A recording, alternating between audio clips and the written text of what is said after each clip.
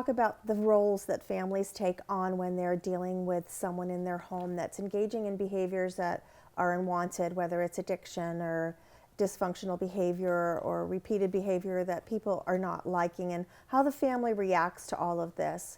And in our session when we talked about addiction, we talked about the progression of what happens to the addict as they start getting lower and lower into their addiction and what it takes to recover. So I want to kind of give you a brief overview of what's going on with the family member at the same time the addict's engaging in this behavior and getting worse. In the progression of the addiction, there are 3 stages that one goes through when using, and that's the early, middle, and late stages. The addict is experiencing these stages as well as the family members are. So while the addict is experiencing preoccupation with their drinking and sneaking drinks and binging and such, this is the early stages. The family members also starting to nag a little bit, and they're aware that there's problems going on. They're a bit suspicious, and they're kind of walking on eggshells. So maybe you've heard that term before, walking on eggshells. And what that means is they're fearful of saying anything because they're not really sure what's going to set that person off. And everyone's trying to avoid conflict, and therefore they feel like they're walking on eggshells. So if they take the wrong step, then the eggshell's going to crack, and then now I got to deal with that. The next stage is the middle stage. So what's going on with the addict during this stage is they may have periods of abstinence. They're starting to black out more.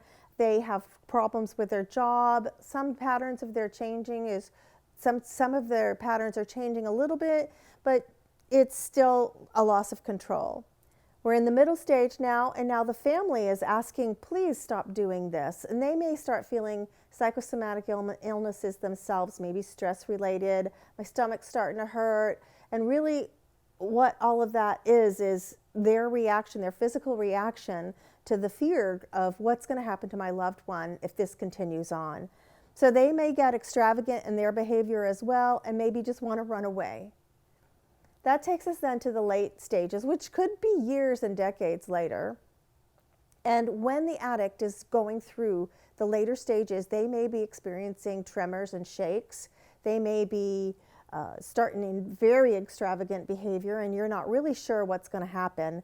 They have all these unknown fears. They start isolating. They start having memory problems. Well, the family member in the later stages, as the addict is going through this, is also starting to behave in other ways.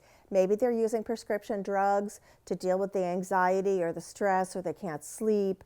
They might start having affairs or infidelity. They might blame others for what's going on, even as bad as suicidal attempts. So you can see that there are different stages that both the family member and the addict experience.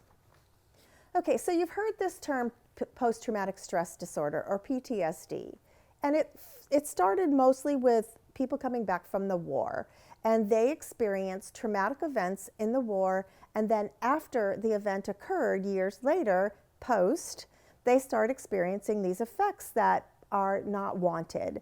Therefore, the post-traumatic stress disorder. So let's talk a little bit about what a traumatic event is. A traumatic event is when your coping mechanisms are overwhelmed and we don't know what to do with it. Divorce, for example, a plane wreck, natural disasters, domestic violence, sexual assault, suicide, loss of a pet, surgery, homicide, rape, sudden deaths, chronic illnesses. All of these are examples of traumatic events where our coping skills are overwhelmed. And many times, many of these things are happening at the same time. We're having a hard time processing and trying to figure out what the heck is going on here. So you have the traumatic event, and then the post-event that occurs are the issues that happen afterwards, the anxiety, that I feel like I'm different from the rest of the world. Nobody understands what I'm going through. I get angry really quick. I can't sleep. I have difficulty concentrating. I get startled very easy. I'm looking around all the time. My mind's thinking and going 90 miles an hour, and so I have to have music or something to focus me. These are all issues that occur afterwards. That's what a post-traumatic event is, and it's diagnosed by a therapist and or a physician. And sometimes medication can be given from the physician, but behavioral modification is really the best. And once you recognize that this is going on and we can teach you tools on how to reduce those after effects, things will start to get better. Okay, so we're going to talk a little bit about family systems. So families in recovery, feelings are all okay. Growth is celebrated. There are clear and flexible rules. People sit down to dinner together. They have a strong coalition together as a family unit. And the atmosphere is relaxed. That's what a functional situation looks like. The family that's living in addiction or dysfunction, people are constantly protecting their feelings. We're not allowed to feel. Anger you can feel, but no other. You're not allowed to cry. You are not allowed to celebrate. Let's say someone gets a degree or someone gets a promotion or something wonderful happens in your life. Then people would say, oh, you're so conceited, or you think you're so much better than me. So growth is not celebrated. It's actually seen as you think that you're better than me. The rules are not flexible. They're rigid. One day it might be a particular way, and the next day those rules don't apply anymore. Many subjects are taboo. And then this occurs from generation to generation. Unclear, rigid rules. So what happens when a family member is going through? What are some of the common struggles that a family member experiences? Janet Wojcicki, she's a therapist from the 80s, and she's still putting out this kind of work, and I'm sure I just destroyed her name. But she has come up with what the common struggles are for family members that are experiencing living in a home where things are not ideal. Number one, guessing what normal is. The children grow up, or the adult child sees what is normal. I'm guessing at what needs to be done here. Nobody's giving me any direction, and there's really no book that tells me what to do with this. And therefore they have a hard time having fun, because I can't have fun. I'm trying just to function in my world, and going and playing and relaxing is not an option. Therefore, they judge themselves mercifully because they don't know, because they're guessing all the time if they're adequate or not. They feel very different from other people. They feel either super responsible or super irresponsible. So you'll have these extremes of people that do everything they're supposed to do and others that just can't get motivated at all. Chronic anxiety. Now, we've talked before about this. Anxiety is about the unknown of the future, and so it leaves us feeling heart racing, sweating, not being able to focus. Those are all symptoms of anxiety. And depression is about the past.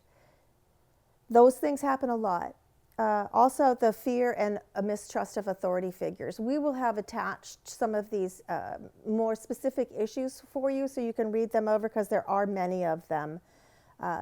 Okay, so let's talk a little bit about the children of alcoholics and addicts and people that are struggling.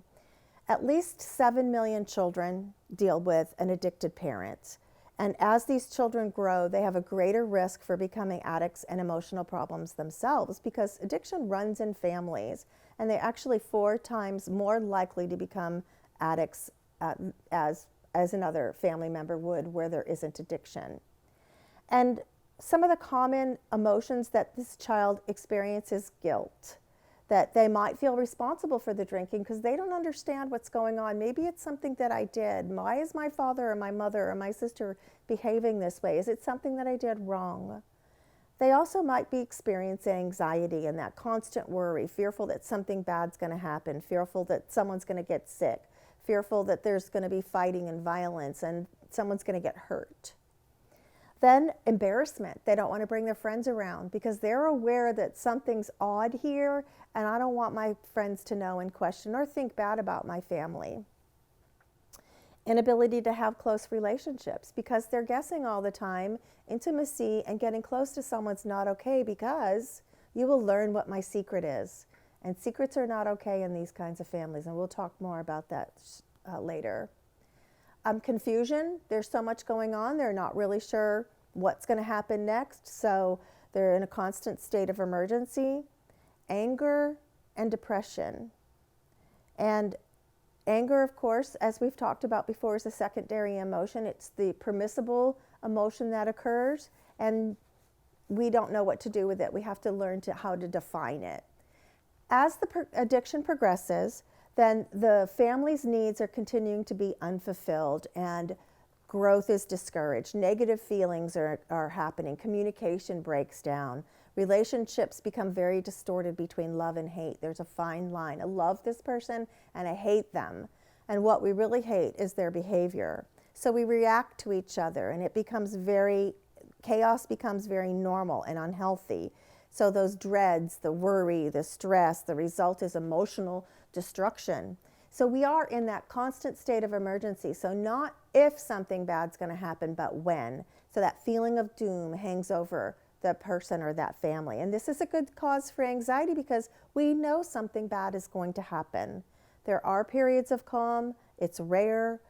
That might give you a little bit of time to gather your thoughts and be aware for objectivity, but this doom creates anxiety. And all of this is happening while the addict is anesthetized, but the family members are not. The family members are starting to feel resentful, and they don't understand what's going on, and they don't know who to talk to. They don't even know that other people are experiencing this. So if you can imagine a roller coaster, that's what it's like for the family member to take this ride, to love somebody that's using. It's like a never-ending ride that they can't get off. It's like being in a minefield where they have to constantly check and see where they're going to step and make sure nothing explodes. If this is something that you're going through, stay tuned and come and learn more about it. Thank you.